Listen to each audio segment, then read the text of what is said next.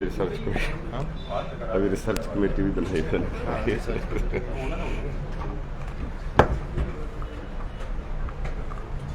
आप सभी यहाँ पर उपस्थित पत्रकार बहनों और भाइयों का बहुत बहुत धन्यवाद। आप इस प्रेस वार्ता में आए हैं। आज हमारे बीच में आदरणीय श्री राजेश धर्मानी जी हैं, जो कि अखिल भारतीय कांग्रेस कमेटी के सचिव हैं और कल ही रिसर्च कमेटी के चेयरमैन का इनको चार्ज मिला है। और इससे पहले घुमारवीं विधानसभा क्षेत्र से पूर्व विधायक रहे। और सबसे अहम बात कि चार्जशीट कमेटी जो कि कांग्रेस पार्टी की है, उसके चेयरमैन हैं धर्मानी साहब। तो आज आपके बीच हम लोग यहाँ पर आए हैं। मैं धर्मानी साहब से कहूँगा कि वो अपने वक्तव्य शुरू करें। नमस्कार, मैं आप सभी को धन्यवाद देता हूं सबसे पहले कि आप इस पत्रकार वार्ता में शामिल हुए, और धन्यवाद दूंगा हमारे युवा साथी विधायक आदरणीय आशीष बुटेल जी को, यहाँ के स्थानीय मेयर, डिप्टी मेयर और ब्लॉक कांग्रेस कमेटी के अध्यक्ष जी को, और सभी अन्य साथियों को जो यहाँ उपस्थित हैं। जैसा बुटेल जी ने कहा कि मुझे आरोप पत्र समिति जो हिमाचल प्रदेश कांग्रेस कमेटी की बनाई है उसका अध्यक्ष बनाया गया है, और उसके सचिव जो हैं वो हमारे आशीष बुटेल जी हैं। 3 और अन्य सदस्य हमारे साथ हैं, उसमें केडी लखनपाल जी हैं और बुद्धि सिंह ठाकुर जी हैं, विनोद सुल्तानपुर जी हैं। आज की जो पत्रकार वार्ता है उसमें हम जो सरकार की भ्रष्टाचार में लिप्त जो बहुत सारी बातें सुनने को मिल रही हैं, उसमें से कुछ एक बिंदुओं पे चर्चा करेंगे। वैसे तो सरकार ने हर स्तर के ऊपर, बड़े व्यापक स्तर के ऊपर जो है वो भ्रष्टाचार में शामिल होने की बातें जो हैं, जो सत्ता से जुड़े लोग हैं उनके बारे में सुनने को मिलती हैं। चाहे वो लोक निर्माण विभाग के ठेके हों, उसमें मनपसंद की आइटम जो है वो ठेकेदारों के हिसाब से उनको ज़्यादा से ज़्यादा फायदा देने के लिए जो है वो किया जाता है। चाहे वो एक्साइज की जो हमारे लिकर शॉप्स की जो ऑक्शन नहीं हुई उसकी बात है, चाहे पावर प्रोजेक्ट्स में जो डंपिंग साइट जो है उस पर कैरी करने का जो मक जो कैरी करने के लिए उससे रिलेटेड हैं, या भर्तियों का है, चाहे यूनिवर्सिटी में है या आईपीएस डिपार्टमेंट में भर्तियां हुई, आउटसोर्सिंग पे भर्तियां की गई। लेकिन सभी को लेकर बहुत सारे मुद्दे हैं। लेकिन आज हम यहाँ पर, क्योंकि पालमपुर जो है वो अन्य चीज़ों के साथ कांगड़ा टी के लिए जो है वो पूरी दुनिया में जाना जाता है, तो इसी संदर्भ में आपके ध्यान में लाना चाहेंगे कि खाद्य आपूर्ति निगम जो सिविल सप्लाई मिनिस्ट्री के अंडर आता है, डिपार्टमेंट के अंडर आता है, उसमें पहले जो खरीद होती थी उसके लिए टेंडर कॉल किए जाते थे, या उसको कहें एक्सप्रेशन ऑफ इंटरेस्ट, EOI जो है वो जारी किया जाता था, और इंटरेस्टेड पार्टी जो थी वो अपना अपना रेट कोट करते थे, और जो बेस्ट रेट फाइनलाइज होता था उसके ऊपर बाकी फर्म्स को एम्पैनल किया जाता था और उनको फिर डायरेक्टली ऑर्डर प्लेस होते थे। लेकिन पिछले लगभग 1 साल से हिमाचल प्रदेश में जैसे ही थोड़ा सा परिवर्तन हुआ, नए मंत्री बने, तो उन्होंने व्यवस्था में भी परिवर्तन लाने की कोशिश की। लेकिन वो व्यवस्था जो थी वो भ्रष्टाचार को बढ़ावा देने के लिए हुई। वैसे परिवर्तन तो निरंतर प्रक्रिया है और अच्छाई के लिए परिवर्तन होना चाहिए,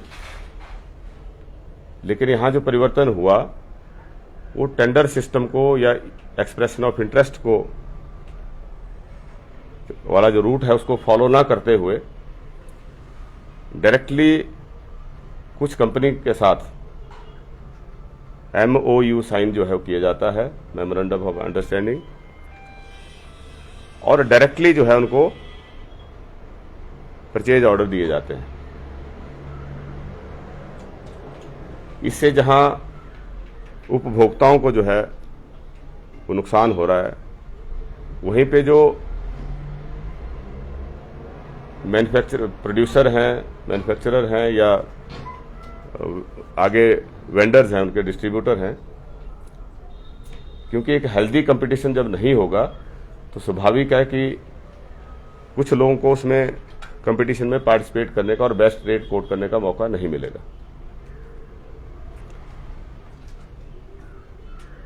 तो ये नई प्रैक्टिस जो है शुरू की गई है, जिसमें करोड़ों रुपए का घोटाला जो है वो सामने आता है। कांगड़ा टी के लिए पालमपुर वर्ल्ड वाइड फेमस है, और हमें इस बात का दुख हुआ कि जब मार्बल टी हिमाचल प्रदेश के कोने कोने में पहुंच गई, हर सेल डिपो पे पहुंच गई, जहां कांगड़ा टी होनी चाहिए थी, तो कांगड़ा टी को प्रमोट करने की बजाय एक बड़े उद्योगपति के साथ अंडरस्टैंडिंग बनाई गई और उसके प्रोडक्ट को बेचने का जो है वो काम शुरू किया गया, और वो बिना किसी टेंडर के, बिना किसी कंपटीशन में आए। अभी मैं आशीष पटेल जी ने इस बारे में क्वेश्चन किया था, उसमें भी उस फर्म का नाम, उस मैन्युफैक्चरर का नाम रिफ्लेक्ट नहीं होता है, क्योंकि वो 2021 का है। उसमें EOI जो है वो कॉल किया गया था, लेकिन अब जो है वो डायरेक्टली किसी भी मैन्युफैक्चरर को जो है वो बुलाया जाता है, उससे एक अंडरस्टैंडिंग बनाई जाती है और उसको डायरेक्टली ऑर्डर जो है वो प्लेस किया जाता है। और हमारा ये भी आरोप है, हालांकि उसमें जैसा प्रेस में दिया जाता है कि हम उनसे रिबेट देने के लिए बोलते हैं जो MRP है उसके ऊपर, लेकिन MRP आप सब जानते हैं कि इसके लिए कोई रेगुलेटरी अथॉरिटी नहीं है जो नॉन कंट्रोल्ड आइटम्स हैं, और जो मैन्युफैक्चरर है वो अपने स्तर के ऊपर रेट तय करता है और रेट लगाता है उसके ऊपर। तो पहले MRP को बढ़ाया जाता है और उसके ऊपर फिर रिबेट दिया जाता है। इसी चाय ब्रांड के भी हमारे पास मैंने कुछ रेट्स कलेक्ट किए, जैसे इसका एक इलायची फ्लेवर वाला आता है चाय, उसका जो डिस्ट्रीब्यूटर का रेट है वो 315 रुपए किलो है, और जो डिपो में रेट कंज्यूमर को पे करना पड़ रहा है वो 340 रुपए किलो है। तो इस तरह की अनियमितताएं अन्य सभी जो प्रोडक्ट्स हैं, जो सिविल सप्लाई कॉरपोरेशन के डिपोओं के माध्यम से या जो हमारी कंज्यूमर सोसाइटीज हैं, प्राइमरी एग्रीकल्चर कोऑपरेटिव सोसाइटीज हैं, उनके डिपोओं के माध्यम से जितना सामान दिया जा रहा है जो नॉन कंट्रोल्ड आइटम्स हैं, यहां तक कि उसमें सोलर लैंप्स और मनियारी का सामान और टॉयलेटरीज, इस तरह के अन्य सामान भी दिए जा रहे हैं, और उसमें भी किसी तरह की कोई पारदर्शिता नहीं बरती जा रही है।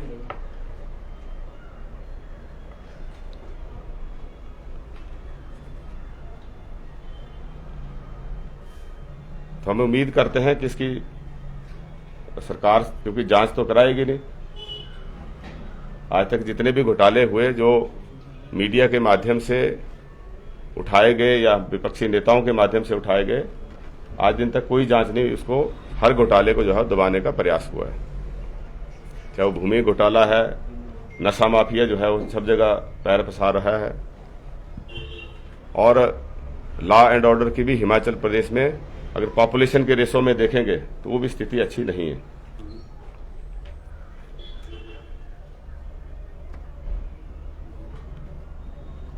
तो एक तरफ प्राइम मिनिस्टर नारा देते हैं वोकल फॉर लोकल, और दूसरी तरफ भाजपा सरकार के ही मंत्री वो लोकल को दरकिनार करके उनके एक रिश्तेदार हैं जो बड़े व्यापारी हैं, वो इसके डिस्ट्रीब्यूटर हैं उसी चाय के, और वही कनेक्शन जो है वो काम कर रहा है। हम माननीय महामहिम राज्यपाल से अनुरोध करते हैं कि वो हस्तक्षेप करें और इस तरह के जो भ्रष्टाचार फैला है उसको रोकने में मदद करें, ताकि सरकार की मनमानी के ऊपर अंकुश लग सके। धन्यवाद। सर, आपने आरोप लगाए हैं कि पीडीएस के माध्यम से या कोऑपरेटिव सोसाइटी के माध्यम से जो उत्पाद उपलब्ध करवाए जा रहे हैं उस पर मनमानी की जा रही है, तो क्या चार्जशीट कमेटी के अध्यक्ष के रूप में इन सभी बातों को चार्जशीट में शामिल किया जाएगा? डेफिनेटली करेंगे। तो सर, चार्जशीट कमेटी की अभी तक चार्जेस को लेकर प्रदेश सरकार पर कहां तक पहुंचे हैं? और हमारे पास काफी मटेरियल इकट्ठा हुआ है, लेकिन हम चाहते हैं कि कुछ तथ्य भी जुटाए जाएं उसके साथ। तथ्य मीन्स कि जैसे डॉक्यूमेंट्री प्रूफ, तो उसके लिए लगे हैं। उसके लिए थोड़ा सा प्रोसेस जारी है, लंबा है, क्योंकि आरटीआई डालते हैं तो आरटीआई की सूचनाएं भी नहीं दी जा रही है, समय पे नहीं दी जाती। विधानसभा में हमारे माननीय सदस्यों ने प्रश्न लगाए गए, तो जहां सरकार के पास कोई जवाब नहीं होता है वहां सूचना एकत्रित की जा रही है, ऐसा आंसर जो है वो आ जाता है, और वो कब एकत्रित होगी, कब मिलेगा, उसका कोई भरोसा नहीं है। क्या मान के चले सर कि चार्जशीट कब तक फ्रेम कर दिए जाएगी? अभी जल्दी करेंगे, 1-2 महीने के अंदर अंदर। सर, नशा माफिया के बारे में आपने बात करी, तो जो देखने में आया है ग्राउंड में, वो कहीं ना कहीं किसी न किसी पार्टी से जुड़े हुए, चाहे वो कांग्रेस के हों चाहे बीजेपी के हों। युवा मोर्चा के नाम पर वो युवा कहीं ना कहीं पार्टी से जुड़े हुए। क्या पार्टियों को इसके बारे में खुद लेनी चाहिए और उन लोगों को उनके पदों से निकालना चाहिए? डेफिनेटली निकालना चाहिए, लेकिन निकालने के अलावा सरकार का जो तंत्र है वो क्या कर रहा है वो बड़ा जरूरी है। अगर वो इस आधार पे काम करता है कि कौन किस पार्टी से जुड़ा है, तब तो बड़ा दुर्भाग्यपूर्ण है। और नशा माफिया से जुड़ा हुआ कोई भी व्यक्ति हो सकता है वो अपने जो उनके मिसडीड्स हैं, अपने जो उनके काले कारनामे हैं, उनको छुपाने के लिए राजनीतिक पार्टियों का शरण लेते हों या उसकी आड़ में वो करते हों। लेकिन सबसे बड़ी बात है कि जो लॉ एंड ऑर्डर मेंटेन करने के लिए एजेंसीज हैं, पुलिस है हमारे पास, जो इंटेलिजेंस की विंग्स हैं, उनको प्रोएक्टिवली काम करना चाहिए। लेकिन आज पुलिस की ऐसी लाचारी हमने देखी। मैंने अपने विधानसभा क्षेत्र में एक जीप है जो उसके ऊपर कहीं नंबर प्लेट्स नहीं है, कोई नाम नहीं है, आगे नंबर प्लेट की जगह लिखा है मोदी है तो मुमकिन है ना, और नंबर प्लेट्स गायब है, और वो सरेआम जो है वो इस तरह के कार्रवाई के लिए जो है वो प्रयोग में लाई जाती है। तो ऐसा पूरे प्रदेश के अंदर कहाँ कहाँ क्या होगा गॉड नोस। तो वोट बैंक की राजनीति जो है ये चल रही है कि अगर उनको हटाया गया तो हाँ, वोट जाएगा। हाँ, इसलिए हो रहा है। एक लड़का जो है हमारे, वो सरेआम जो है उसका पता है सबको कि इस तरह के एक्टिविटीज में है, उसके पास पिस्टल पकड़ा गया, लाइव कारतूस पकड़े गए, है ना। 15 दिन के बाद वो छूट गया, और वो सरेआम जो है वो अब नेता बनकर स्टेज पे बैठते हैं, मंत्रियों के साथ बैठते हैं, विधायकों के साथ बैठते हैं।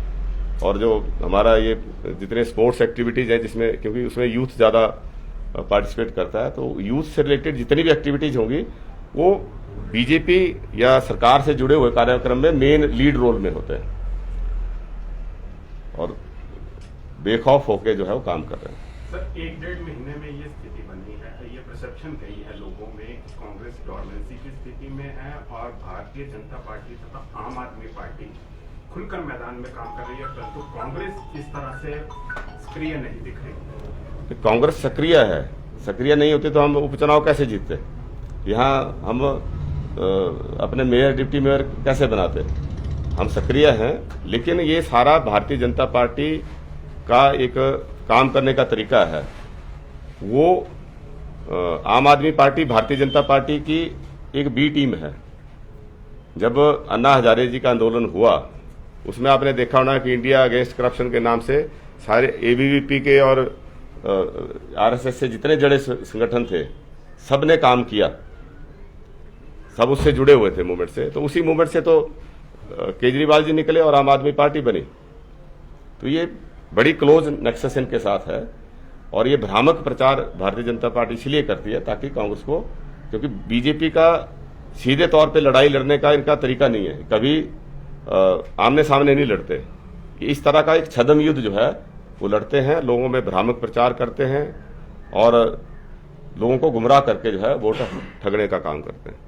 सर, एक बहुत अहम मुद्दे है महंगाई और बेरोजगारी। कांग्रेस बीच में इन मुद्दों को लेकर के सड़क पे भी आती है, सब कुछ करती है, लेकिन फिर वापस जो है वो ग्राउंड पे कुछ नहीं होता है, लोग परेशान हैं। लेकिन कांग्रेस की तरफ से कोई बहुत बड़ा एजिटेशन आज दिन तक नहीं किया गया। इसमें एजिटेशन भी हुए, लेकिन ये सरकार जो है गूंगी बहरी सरकार है, ये किसी की नहीं सुनती, मनमानी करती है। और मीडिया भी जिस तरह से कांग्रेस के समय में इन मुद्दों को हाईलाइट करता था, शायद आज कांग्रेस को उतना स्पेस इन मुद्दों को लेकर नहीं मिलता है।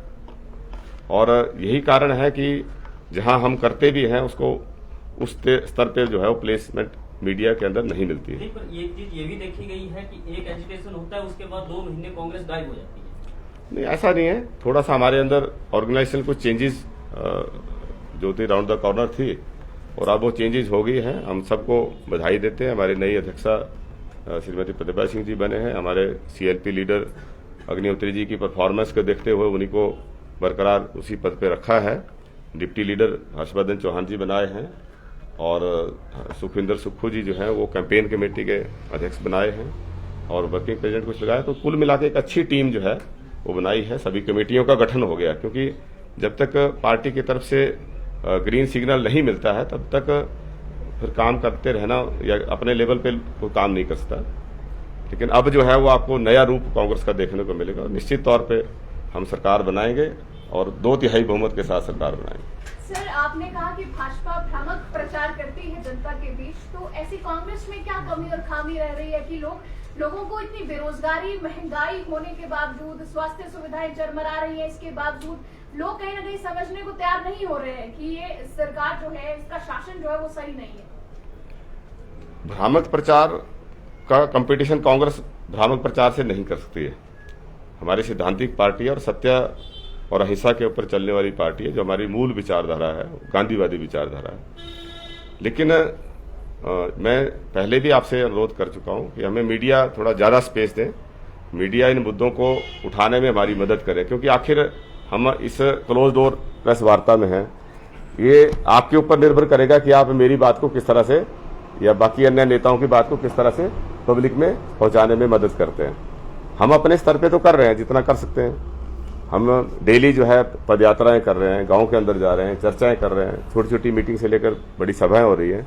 लेकिन आखिर हर आदमी जो है वो रैली में या मीटिंग में नहीं पार्टिसिपेट करता है। तो जो कॉमन आदमी है उस तक मीडिया के द्वारा ही रीच होती है। तो कृपा करके आप हमारी इसमें मदद करें। सर, जनता में मैसेज है ओपोजिशन की आदत नहीं है कांग्रेस को, ओपोजिशन मुद्दे उठा पाती है कांग्रेस। लोग बोलते हैं बीजेपी को शासन नहीं चलाने आता है ना, इसीलिए तो हम कहते हैं कि कांग्रेस की सरकार बनाओ। सवाल आपसे कि स्कूलों में अध्यापक नहीं है और हॉस्पिटल्स में डॉक्टर नहीं है और इस पूरे विषय पे सरकार कह रही है कि आ जाएंगे, टीचर्स आ जाएंगे, डॉक्टर्स आ जाएंगे। विपक्ष इस पूरे के पूरे मुद्दे में क्या कर रहा है? हाँ, ये विधानसभा में भी क्वेश्चन आया था, तो उसमें एक रिप्लाई में था 3000 से ज्यादा तो सिर्फ जेबीटी के पद खाली हैं और उसी तरह से अन्य कई पद खाली हैं।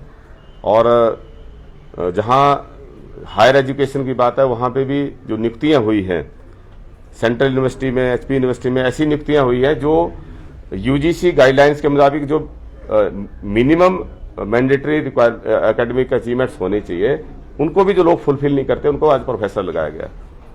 और यही वजह है कि हमारा शिक्षा का स्तर जो है लगातार नीचे गिर रहा है।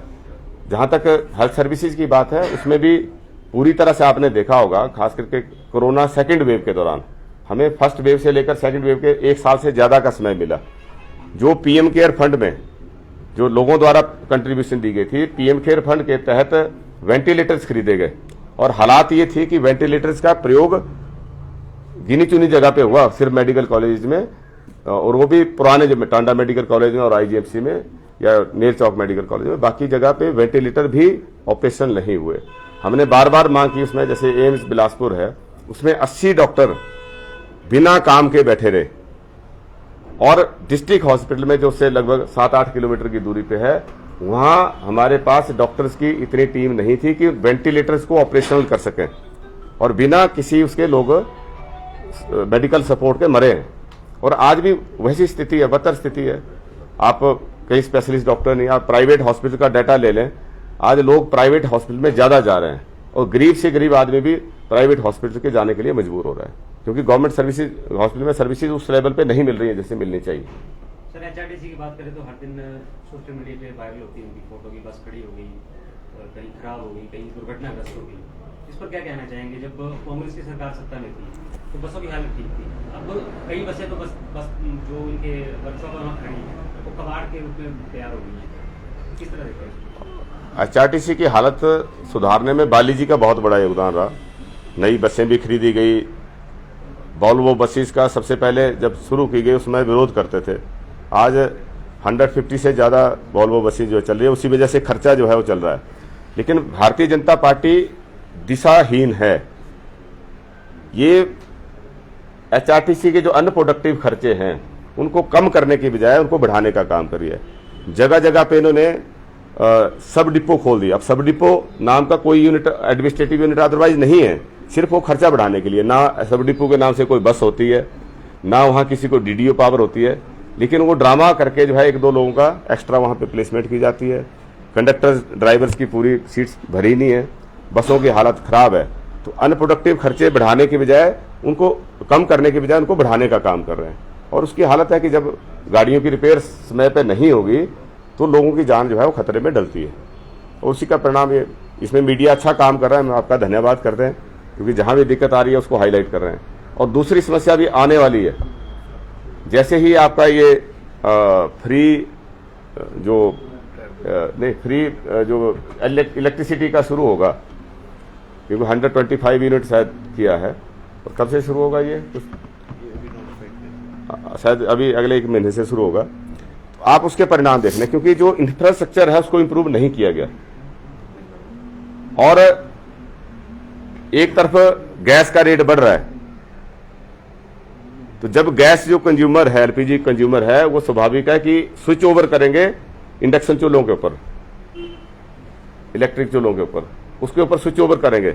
और जो पीक टाइम है, पीक आवर्स में इसकी डिमांड बढ़ेगी और हमारे सिस्टम कोलैप्स होगा इसमें आने वाले समय में, क्योंकि सिस्टम इंप्रूवमेंट के ऊपर फोकस नहीं था। तो इसका ये सेकेंडरी एक आउटकम इसकी ये भी निकलेगी। हमारा उसमें कोई विरोध नहीं है, लेकिन सरकार को उसकी तैयारी करनी चाहिए थी। बिना तैयारी के इस तरह के पॉपुलर डिसीजन, 4.5 साल आप कंज्यूमर को लूटते रहे और आखिर में जाके आपको याद आई तो ऐसी बात हो गई कि कभी गाय जो बेचारे सड़कों पे धक्के खा रही है उसको किसी ने घास पानी तो दिया नहीं, है ना, लेकिन आखिर में जो है गौ माता को याद करते हैं। तो पूरी जिंदगी जो हमारे कर्म है वो भी तो साथ जुड़ेंगे। तो भारतीय जनता पार्टी जो है, जो 4.5 साल में जो उनकी मिस गवर्नेंस रही है, नॉन गवर्नेंस रही है, उसको भी लोग काउंट करेंगे।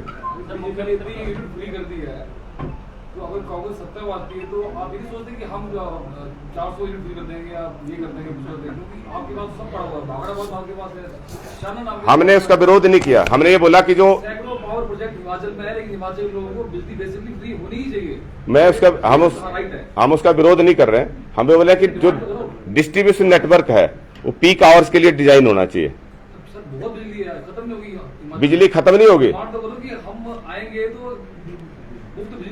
बिजली खत्म नहीं होगी। हमें बोले कि जो डिस्ट्रीब्यूशन नेटवर्क है उसको स्ट्रेंथन करने की जरूरत है, क्योंकि जब पीक लोड आपका एकदम बढ़ेगा, आप घर के अंदर भी हमारी जो वायरिंग है अगर उसके ऊपर हम एकदम से लोड बढ़ा देंगे एक ही टाइम पे तो उस पर असर पड़ता है ना। हम उसकी बात कर रहे हैं। बाकी जो फ्री कितना देना है हमारा मैनिफेस्टो कमेटी अलग से बनी है, मैनिफेस्टो कमेटी ये तय करेगी, मैं उसके लिए पावर नहीं हूँ। भ्रष्टाचार की बात करें, मुख्यमंत्री हर जलसा में कांग्रेस को ये बोल रहे हैं कि 4.5 सालों में मेरे खिलाफ कोई भी भ्रष्टाचार का कोई आरोप जो है वो नहीं लगा है, वो कांग्रेस लगा है। भ्रष्टाचार का आरोप क्यों नहीं लगा?